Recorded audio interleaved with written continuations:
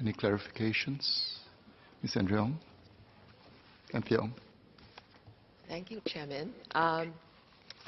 Could I ask a question, and this is not on the Rohingya crisis.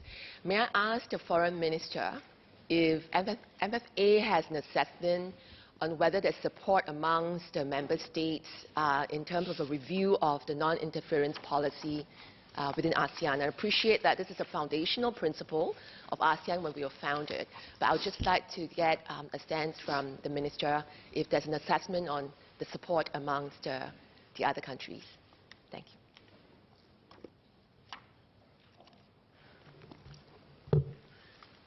The principle of non-interference within ASEAN is actually a foundational principle. And you need to understand the reason why we have to operate this way is because we are so vastly different. This is quite, even the EU has its own challenges with differences amongst themselves. But if you look at ASEAN, the 10 of us, size, economy, government systems, as I said before, ranging from monarchies, military arrangements, a variety of democracies, it would fracture ASEAN if we were to abandon that principle. So I much rather our current practical approach, which is by moral suasion, by quiet diplomacy, discussion behind the scenes, and to tell our fellow members that yes, there may be a problem within your borders, but it has impact on us. And for what it is worth, these are our views. This is how we will offer to help. And sometimes, if it's particularly egregious, we will have to say things publicly. And that's how it has operated all this while. I completely sympathize with your and Louis's concern for the refugees. But as Louis also noted during his intervention, this problem has been around a long time. It has predated ASEAN. And we can't force a quick resolution. So that's why, it's a long answer to your question. We can't abandon the principle of non-interference. Mr. Vikram Nair. I think Minister and Dr. Maliki both mentioned that efforts have been taken to make the relationship with Malaysia more constructive. But just yesterday, there were remarks by Dr. Mahathir at a meeting with Johor state government officials saying that he is, in fact, encouraging the people of Johor to protest against the current water deal, to say it's unfair and Singapore is a rich country and should be more generous. Does the Minister have any comments on this?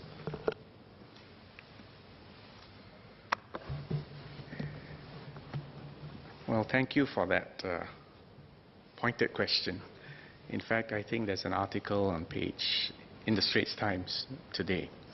Dr. Mahathir, the Prime Minister of Malaysia, was reported to have made comments yesterday in Johor, and he asked, and I will quote, how Singapore, as a rich nation, could pay such an unreasonable price, unreasonable rate for raw water sold by Malaysia under the 1962 water agreement, when Malaysia was, in his own words, a poorer country by GDP per capita. He said this was, quote, morally wrong, unquote. These are strong, emotive words, no doubt intended to rouse public opinion. Mr. Chairman, I'm supposed to be diplomatic, but I think members of this House also know that I call a spade a spade. This is a red herring. The 1962 water agreement is not about who is richer or poorer.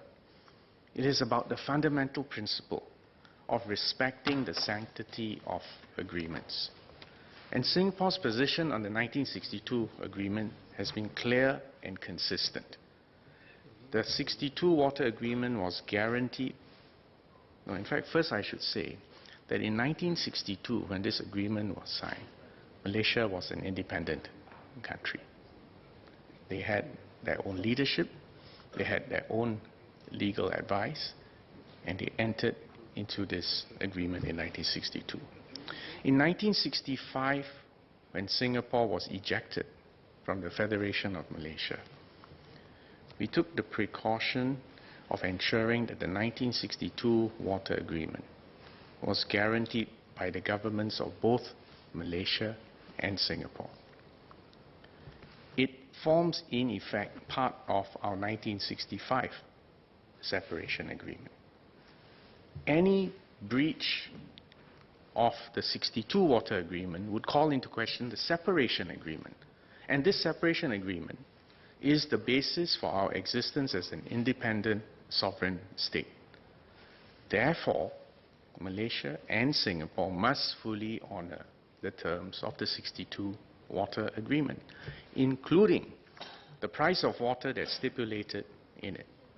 And our long-standing position has been that neither Malaysia nor Singapore can unilaterally change the terms of this agreement between our two countries. As I told the House, I think it was in July last year, Malaysia lost the right to review the price of water under the 1962 water agreement. In fact, Malaysia herself has previously acknowledged that they chose not to seek a review in 1987 because they benefited from the pricing arrangement under the 1962 water agreement. Dr. Mahathir, whom I would remind the House, was the Prime Minister at that point in time. In fact, he was Prime Minister from 1981 to 2003.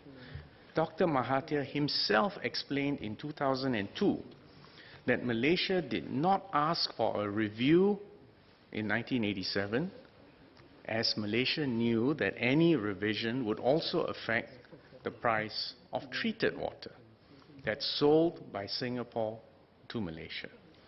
Today, Singapore continues to sell treated water to Malaysia in excess of our obligation.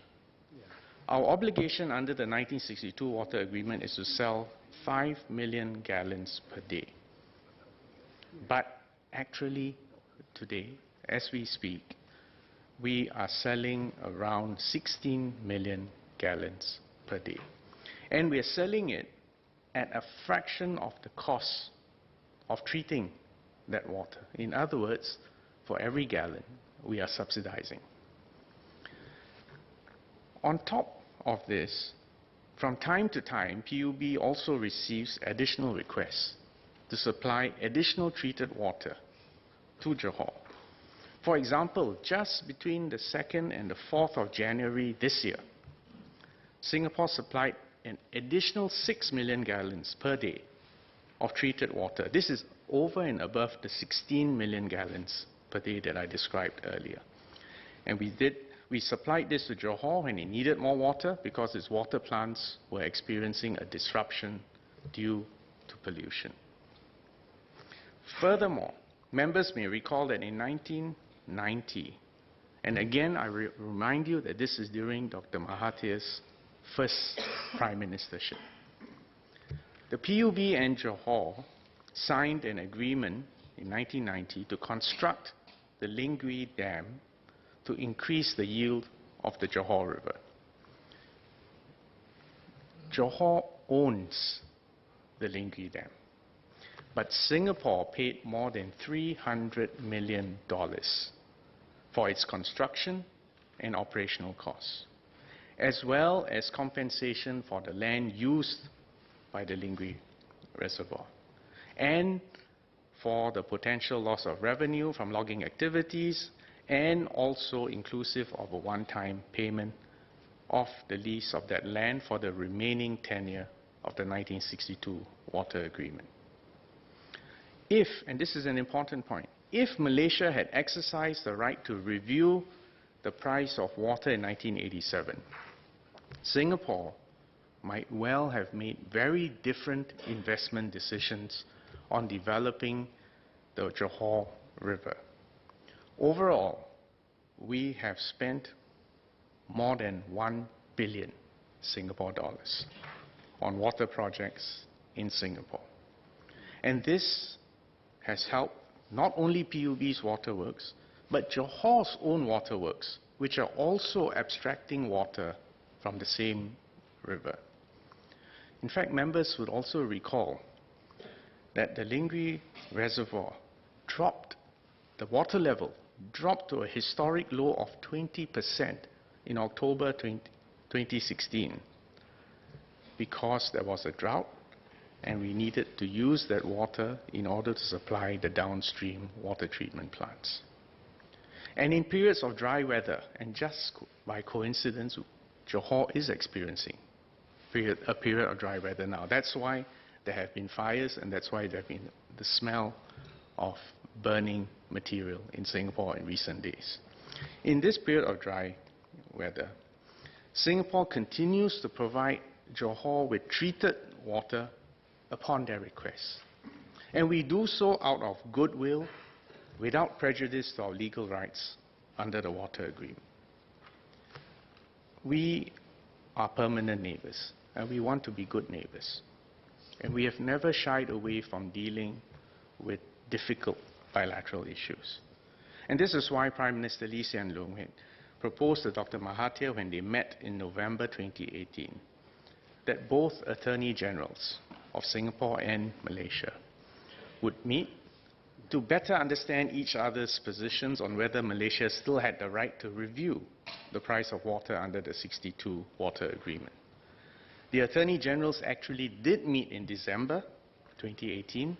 Unfortunately, their discussions were overshadowed by the Johor Bahru port limits and the Seletar Instrument Landing System procedures issues that we are now trying to resolve. Nevertheless, the two Attorney Generals will continue their discussions in due time. Since separation in 1965, Singapore has chosen a different and unique fundamental philosophy of governance. And quite frankly, we've taken a different path of development. Singapore has no natural resources. We're even short of water. But Singaporeans have long internalized that no one owes us a living. We have provided a framework where all our citizens strive to do our best and achieve our potential by dint of our efforts. We take a zero-tolerance policy towards corruption. Our government plans and invests for the long term, as exemplified by this budget that we're debating right now. We honor and fulfill our international agreements and commitments. As a result of that, businesses have the confidence to invest and grow in Singapore, and we make sure, as you all know in our budget, that we invest in infrastructure ahead of time.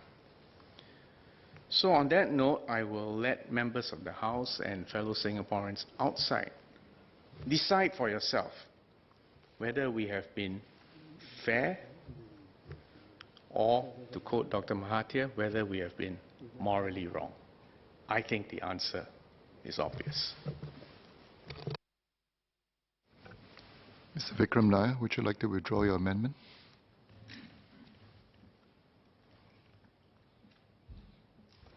I'd like to thank Minister Vivian Balakrishnan, Senior Minister of State Dr. Maliki, Minister of State Sam Tan, and Senior Foreign Secretary Dr. Tan Wu Meng for giving a very comprehensive overview of Singapore's foreign relations from east to west, north to south, Arctic included. Thank you very much for all the hard work for the ministry and the many people carrying our flag. With that, Chairman, I seek leave to withdraw the card. Thank you. Is the honourable member given leave to withdraw the amendment? Being the leave of the majority is given, the amendment is withdrawn.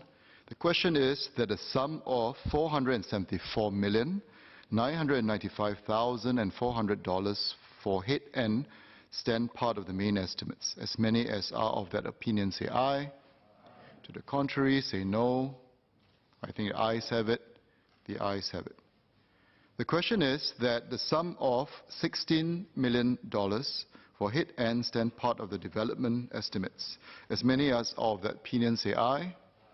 To the contrary say no. I think the ayes have it. The ayes have it.